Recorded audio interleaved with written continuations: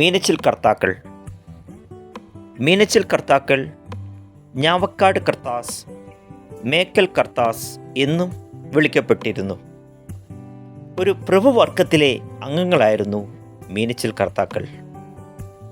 അവർ 15-ാം നൂറ്റാണ്ട് മുതൽ 1754 വരെ മീനച്ചിൽ എന്ന ചെറിയ രാജ്യം ഭരിച്ചിരുന്നവരായിരുന്നു.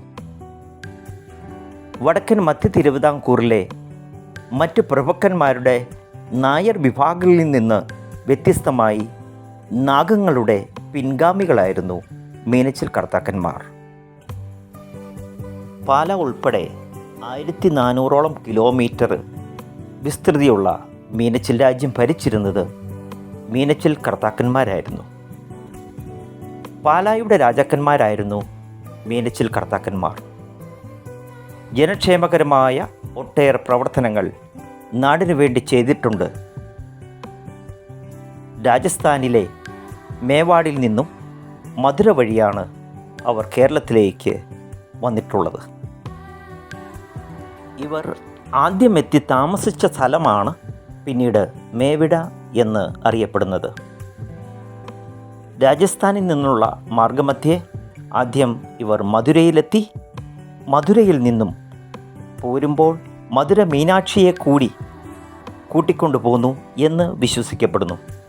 മീനച്ചിൽ കർത്താക്കന്മാർ മധുരയിൽ നിന്നും കേരളത്തിലേക്ക് വരാനുണ്ടായ കാരണം മധുരയിൽ ഒരു പകർച്ചവ്യാധി പൊട്ടിപ്പുറപ്പെട്ടതുകൊണ്ടാണ്. മധുരയിലെ മീനാക്ഷി എന്ന സ്ഥലത്തു നിന്നും മേവിടയിൽ വരികയും അവിടെ നിന്ന് മീനച്ചിൽ എന്ന സ്ഥലത്ത് താമസമാക്കുകയും ചെയ്തു. പടപ്പാളയം എന്നറിയപ്പെട്ടിരുന്ന അവരുടെ ബാരക്കുകളുടെ പേരിലാണ് പാലാ നഗരം അറിയപ്പെടുന്നത്. അവരുടെ തലസ്ഥാനം മേവട എന്നായിരുന്നു, മേവാർ എന്നതിൻ്റെ പേരിൽ. കേരളത്തിൽ അവർ ക്രമേണ തിരുവിതാംകൂർ മേഖലയിലെ പ്രധാന കുലീന വംശത്തിൽ ലയിച്ചു. അവർ അധികാരം സമ്പാദിച്ചപ്പോൾ ജനങ്ങൾ അവർക്ക് കർത്ത, മലയാളത്തിൽ ഭഗവാൻ എന്നാണ് കർത്തായുടെ അർത്ഥം, കർത്ത എന്ന പദവി നൽകി. എന്നാൽ അവരുടെ യഥാർത്ഥ കുടുംബപ്പേര് സിംഹർ എന്ന് നിലനിർത്തി. അവരുടെ സംസ്കാരം മറ്റു പ്രാദേശിക ഭരണവംശങ്ങളിൽ നിന്ന് വ്യത്യസ്തമായി തുടരുന്നു. ഏറ്റവും പ്രശസ്തരായ ഭരണാധികാരികൾ വീരകേരള ദാമോദര സിംഹർ ആയിരുന്നു.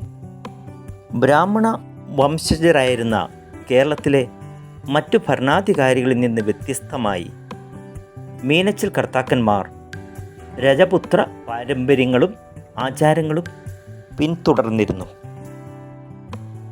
മീനച്ചിൽ കർത്താക്കന്മാർ എല്ലാ മതവിഭാഗങ്ങൾക്കുമിടയിൽ സമത്വം പാലിക്കുന്നതിൽ പേരുകേട്ടവരായിരുന്നു. കോട്ടയത്തെ ക്രിസ്ത്യാനികളെ ഇതര മതസ്ഥരുടെ എതിർപ്പുകൾക്കിടയിൽ മീനച്ചിൽ സ്ഥിരതാമസമാക്കുവാൻ സഹായിച്ച ഭരണാധികാരികളായിരുന്നു മീനച്ചിൽ കർത്താക്കന്മാർ. കർത്താക്കളുടെ സഹായത്തോടെ നിർമ്മിച്ച പഴയ കത്തീഡ്രൽ പള്ളി ഇതിന് വ്യക്തമായ ഉദാഹരണമാണ്.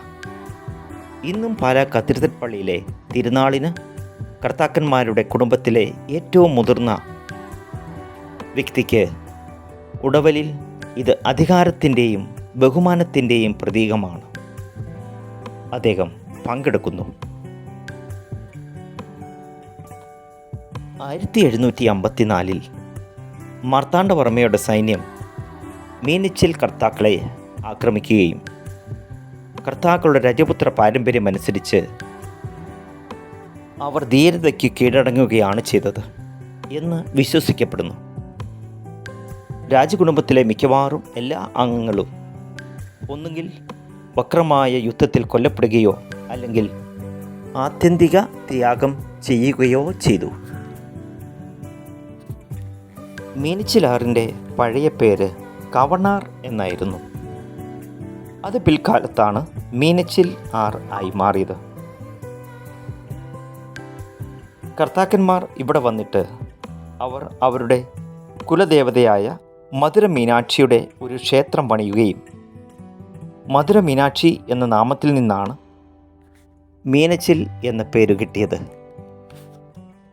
പിന്നീട് കവണാർ എന്ന പേരും മാറി മീനച്ചിലാർ എന്നുള്ള പേരും വരികയുണ്ടായി. ഇപ്പോൾ നമ്മൾ കാണുന്നത് കർത്താക്കന്മാർ താമസിക്കുന്ന വീടിൻ്റെ നടുമുറ്റമാണ്.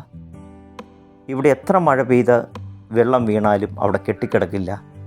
ആ ജലം വാർന്നു പോകുവാനുള്ള സൗകര്യം പണ്ട് മുതലേ ഇവർ ഉപയോഗിച്ചിരുന്നു. ഇത്രയും നാടിനെ സ്നേഹിച്ച ധീരരായ കുമ്മാനി കർത്താക്കന്മാർക്ക് ഈ നാട്ടിലെ എല്ലാവരുടെയും സ്നേഹാദരങ്ങൾ അർപ്പിക്കുകയാണ്.